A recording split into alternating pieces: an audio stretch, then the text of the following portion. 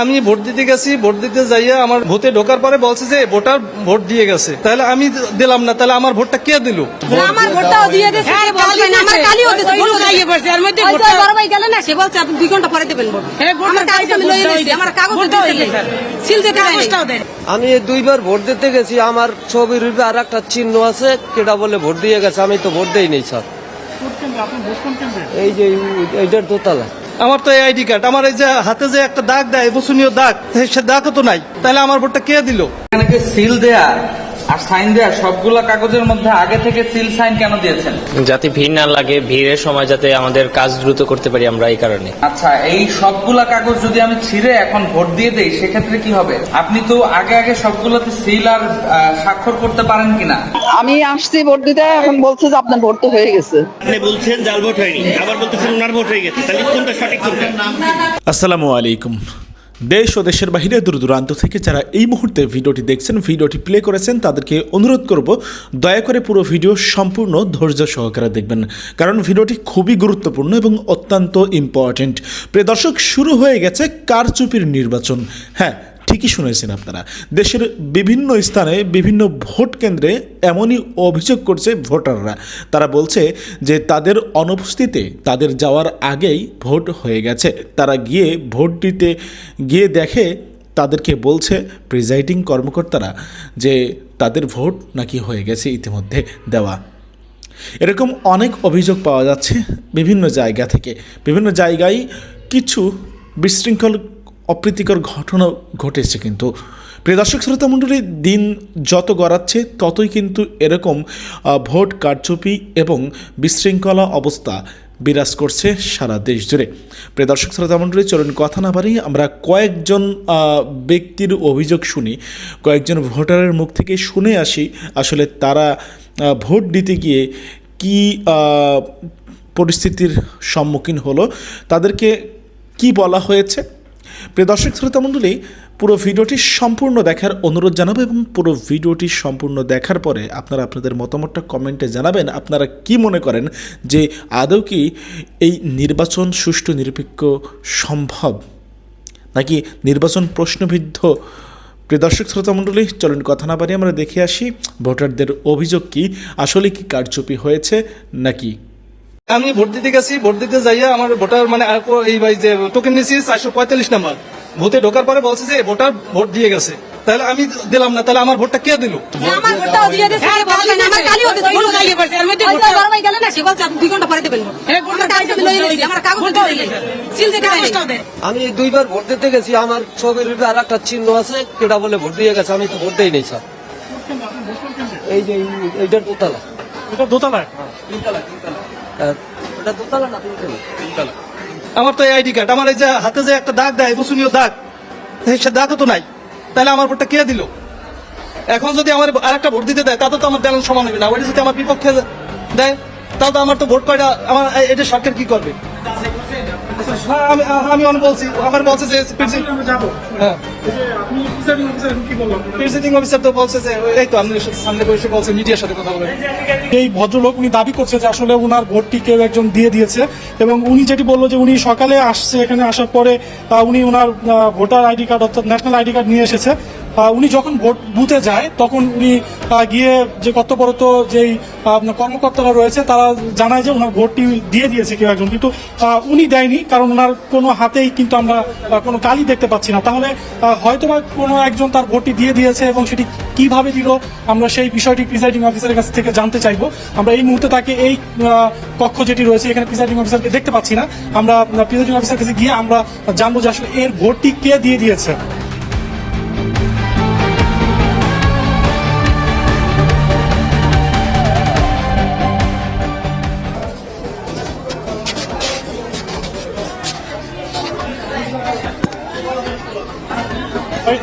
একটু দেখি, একটু দেখি।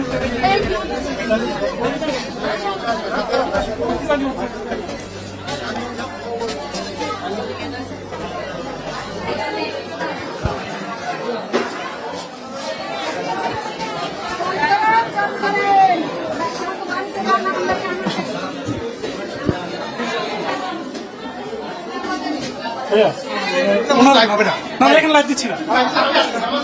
হ্যাঁ হ্যাঁ,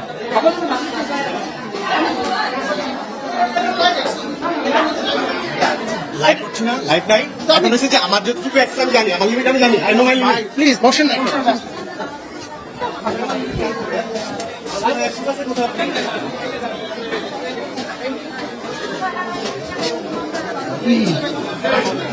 ভাই এই যে ওনার যে বিষয়টা ওনার ভোটটা নাকি দিয়ে দিছে এটা আসলে মানে আচ্ছা আমি তো ওনাকে বলছি যে ওনার ব্যাপারটা 12টার পর আসার জন্য আমি এখন তো প্রচুর ভিড় আমি ব্যাপারটা দেখতেছি যে আসলে কি হয়েছে আসলে দিছে না উনি দিছে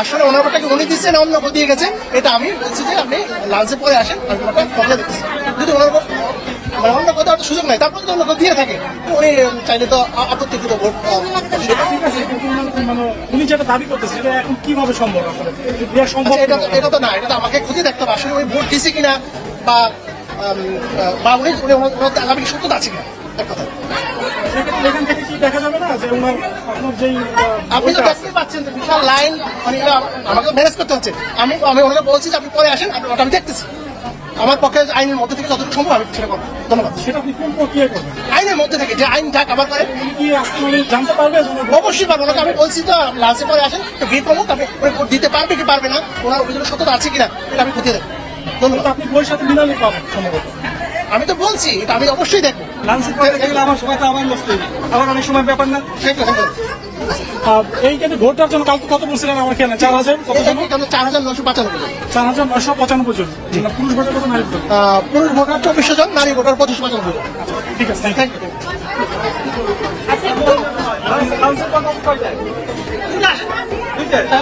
তখন তো ভিড়টা কমবে না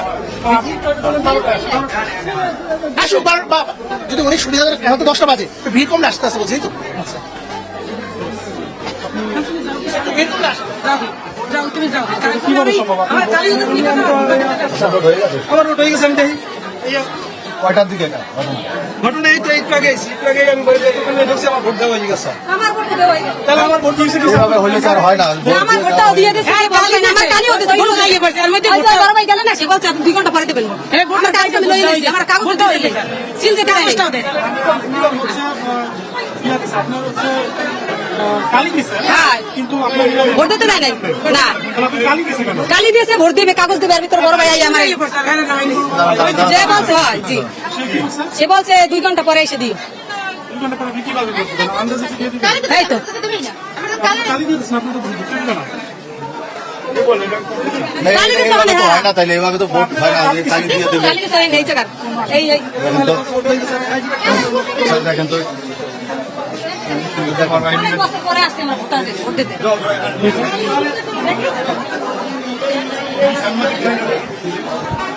এই বাইকটা দেখি ওনার যাকে দেন ভাই ওনারা কালি দিছে কেন উনি তো ভোট দেয় নাই তারপর ওনারা কালি দিছে কেন ভোট দেবে আর ভিতরে একজন লোক আসছে কালি লাগাইছে আমার এখানে আর ভিতরে 2 ঘন্টা পরে উনি তো ভোট দেয় নাই তারপর ওনারা কালি কেন দিছে হ্যাঁ উনি যে বলতেছে যে তারপরে কাল যাওয়ার পর ব্যালট পেপার দিয়ে তারপর রুম থেকে বের হয় কথা বলেন কেন এই যে লোক আছে মিথ্যা কথা বলবেন না সবাই আছে আমার ভোট দিতে দিচ্ছে আমার কালি দিচ্ছে বড় ভাই আসে পড়ছে বলছে 2 ঘন্টা পরে সত্য কথা বলবেন হেরা দিছে কালি হেরা দিছে না হেরা দিছে এই যে হেরা দিছে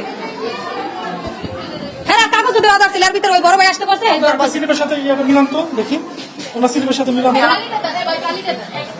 উল্টো পাল্টা কথা বলবেন না এখানে ভোট দিতে আসছি সবার জন্য এটা আমাদের জন্য না শুধু জনগণের জন্য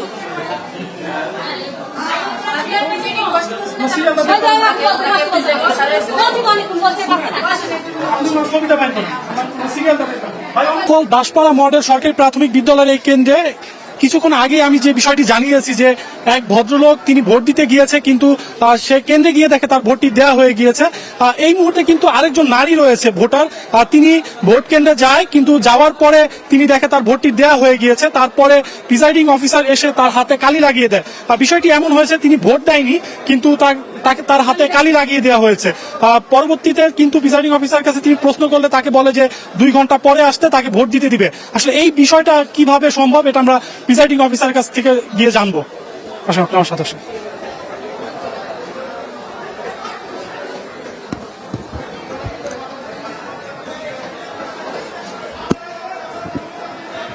ভাই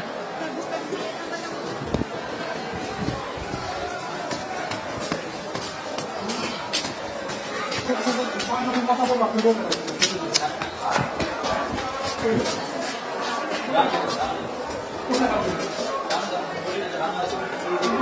নাম বলছি আপনি বলছিলেন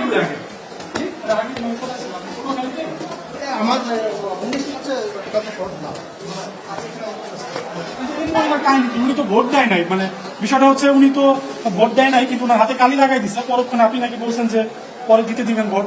না আমি এরকম কথা বলি 2 সপ্তাহ পরে বলছেন না, উনি একটা অভিযোগ করছে মনে হয়। হ্যাঁ। আমি বলছি আপনি আসেন, মানে ফ্রি হলে আসেন, দেখতেছি। এরকম বলছে। কিন্তু আপনার হাতে কি ভোট না দিলে কি কালি লাগাতে পারে কিনা? আগে ভোট দিবে তারপরে কালি লাগাবে না, ব্যালট ইস্যু হয়। বেরো দিবে, আমি তাই বড় ভাই গেছে, বড় ভাই যাই বলছে আসো পরে। তার আগে কি আপনার হাতে কালি লাগাবে? হ্যাঁ লাগাই দিছে এরা, দিয়ে আমার কাগজ দিব মনে হয় এরা ভোট দিতে দিতে হারা ভাইয়ের নামে ব্যালট দেয় নাই কেন? বেলট ধোয়াই দিবে, কালি লাগাইছে আমি বেলট দিবার ভিতরে। না, আমি কেন ব্যালট দিব না কেন? আপনার হাতে কালি লাগাইছে? হ্যাঁ আপনার হাতে কালি লাগানোর পরে আপনাকে কেন ব্যালট দেয়নি? দেয় না, ওই বড় ভাই যাই ওখানে ঢুকছে আর ইয়ে। হ্যাঁ কি বলছে? সবাই কিছু বলছে? বড় ভাই বলছে পরে, এটা বলছে। বড় ভাই বলছে হ্যাঁ হ্যাঁ কত করেন? বড় ভাইটাকে? আপনি কথা বলতেছেন। না না, দাও না। আমি আমি আমি পরে বলবো কেন?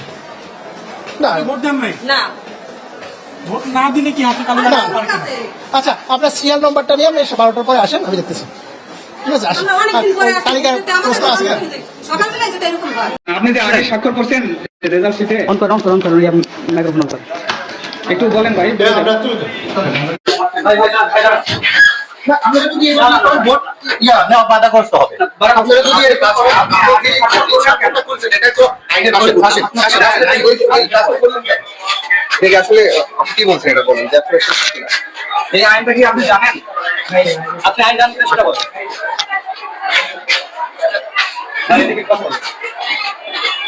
কার অনুমতিতে আপনি এই করতেছেন?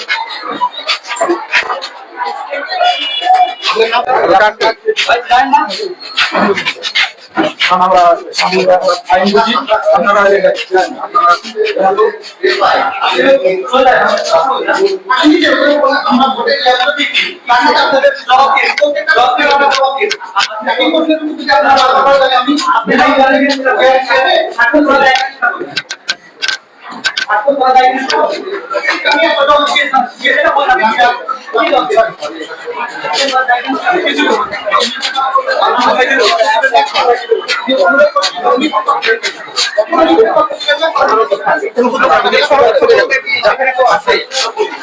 সিল দেয়া আর সাইন দেয়া সবগুলা কাগজের মধ্যে আগে থেকে সিল সাইন কেন দিয়েছেন?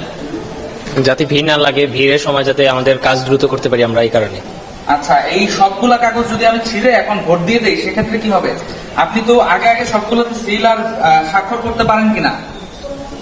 না, যদিও আইনে নাই, আমরা ভিড়ের কারণে হচ্ছে এই কাজটা করছি, যাতে আমি আমরা তো একদমই ভিড় নাই, আমি তো বাইরে কোনো ভিড় দেখতে পাচ্ছি না। না, আমরা ভিড় দেখতে পাচ্ছি না, বাট পরে যদি হয়ে যায় আর কি, এই কারণে আমরা দিয়ে রাখছি যে আমাদের ভোটার সংখ্যা হচ্ছে 504 জন। আপনি দেখেন একদম আপনি এটা উঠান, একদম শেষ পাতা পর্যন্ত আপনি ভিড় এড়াতে সর্বোচ্চ 5 থেকে 10টা করেন, অসুবিধা নাই। কিন্তু এই যে সিল আর সাইন যে আগে থেকে করে রেখেছেন সেটা কেন? এতগুলো পেপার করা যাবে? জি না, এটা করা যাবে না। তাহলে এগুলা কি হবে এখন? অবৈধ ভোটার যদি ধরেন আপনি আগে থেকে করে রাখলেন, ভোটার আসলো না, তখন এই পেপারগুলো কি হবে? এগুলো জমা দিতে হবে। সিল সাইন সহই হ্যাঁ, আমাদের প্রিজাইডিং এর কাছে জমা দিয়ে দেবো। আগে থেকে এগুলা সিল সাইন করার কোনো নিয়ম নাই। আপনারা কি এটা জানেন কিনা? না, আপনি এই কাগজগুলো দেখে যে এখানে যেমন সিল দেয়া আছে, স্বাক্ষর করা নাই। হ্যাঁ, এখানেও সিল দেয়া আছে, স্বাক্ষর করা নাই। স্বাক্ষর করা মানেই কিন্তু এটা একটা বৈধ ব্যাপার। আপনি এটা একটা বৈধ, যদি কেউ এখানে আমি চাইলে সিল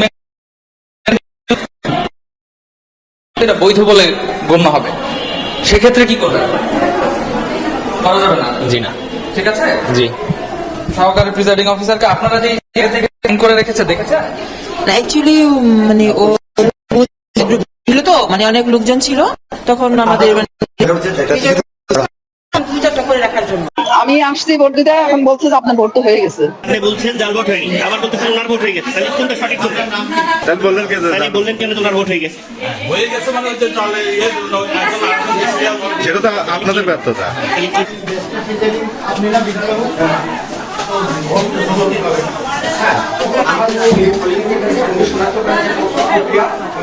নাম জিজ্ঞাসা মানে যারা ভোট দিয়েছে তাদের নাম জিজ্ঞাসা করছে, নামের পাশে আবার মাথার যে নাম সব সেই নামটা জিজ্ঞাসা করে তারপর ভেরিফিকেশন জন্য আবার পুনরায় ওনাদেরকে জিজ্ঞাসাবাদ করছে। ওনারা যখন নাম পারে ওনার বাবার নাম সব নাম না জিজ্ঞাসা সেটা করছে। আপনার এরকম একটা স্লিপ নিয়ে আসে। তখন হচ্ছে আপনি কি সিল যারা ভোটার দিয়েছে, হ্যাঁ, তিনি ভোট দিয়ে গেছেন, ভিতরে হচ্ছে sign নিয়ে আসছে। এখন বাবার নাম জিজ্ঞাসা করার পরে নাম ঠিকই নিয়েছে। তারপরে আমি চেহারা দেখছি, এখন স্যার এই চেহারা কিভাবে দেখলেন? মানে মুখ করছে? হ্যাঁ মুখ খুলছে। বলতেছেন যে ওনার ভোট হয়ে গেছে, তাহলে আবার বলতেছেন জাল ভোট হয়নি। কারণ হলো এটাই বলতে চাচ্ছি যে নামের কারণে ওনারা হয়তো পিতার নামটা বলে নেই, ওটা শুধু নামের ওনার অপরাধটা কোথায়? এই ভোটারের অপরাধটা কোথায়? ভোটারের অপরাধটা কোথায়? তাহলে আপনি বলছেন জাল ভোট হয়নি, আবার বলতেছেন ওনার ভোট হয়ে গেছে, তাহলে কোনটা সঠিক কোনটা? সঠিক কোনটা? তাহলে উনি ভোট দেবেন না? অথচ ইয়ে আসি নাই, ওদের কোনো system আসে নাই। প্রতিটা সিরিয়ালে দেখেন তাহলে উনি ভোট দিবেন কিনা? ওনার ভোট দেওয়ার অধিকার আছে কিনা? তাহলে বললেন কেন যে ওনার ভোট হয়ে গেছে? হয়ে গেছে মানে ওই যে চালে ইয়ে সেটা তো আপনাদের ব্যর্থতা। যখন ভোট দিবেন, ভোট দিতে আসলে আপনারা প্রত্যেকের এখানে আসছে, স্যার। যেহেতু আপনারা তো মহিলা, জি, উনিও মহিলা, জি। এখানে তেমন কোনো সমস্যাও নাই। আসলে আপনারা বলবেন যে মুখটা অন্তত করেন, আপনার ছবির সাথে আপনার মিলাই দেখে ঠিক আছে কিনা। আমরা তো যদি ঠিক থাকে তখন আপনি তাকে ভোটটা পাচ্ছেন, আর যদি সন্দেহ হয় তখন আপনি জিজ্ঞেস করতে পারেন যে আমাদের যারা পোলিং এজেন্ট আছে অথবা তাদেরকে বলবেন যে আপনাদের আপত্তি আছে কিনা। আমি দেখার পরে স্যার ওনাদেরকে বলছি যে দেখেন চেহারা ঠিক আছে কিনা। ওনারা যখন ওকে করছে তখন স্যার আমি হচ্ছে পাঠাইছি। এখানে তো সব দলেরই লোক পোলিং এজেন্ট আছে। হ্যাঁ, এখানে ধানের শীষ আছে, হাত পাখা আছে, হাত পাখা আছে। বাংলাদেশে ত্রয়োদশ জাতীয় সংসদ নির্বাচনের ভোট গ্রহণ চলছে। উৎসবমুখর পরিবেশেই ভোট গ্রহণ চলছে। সত্যিকার অর্থে প্রফেসর ইউনূসের সেই কল্পিত শতাব্দীর শ্রেষ্ঠ নির্বাচন হতে যাচ্ছে। দর্শক, এই নির্বাচনে আমি যখন কথা বলছি from the morning to till now, সারা বাংলাদেশের অসংখ্য তথ্য উপাত্ত সংগ্রহ করে সেটা দেখলাম।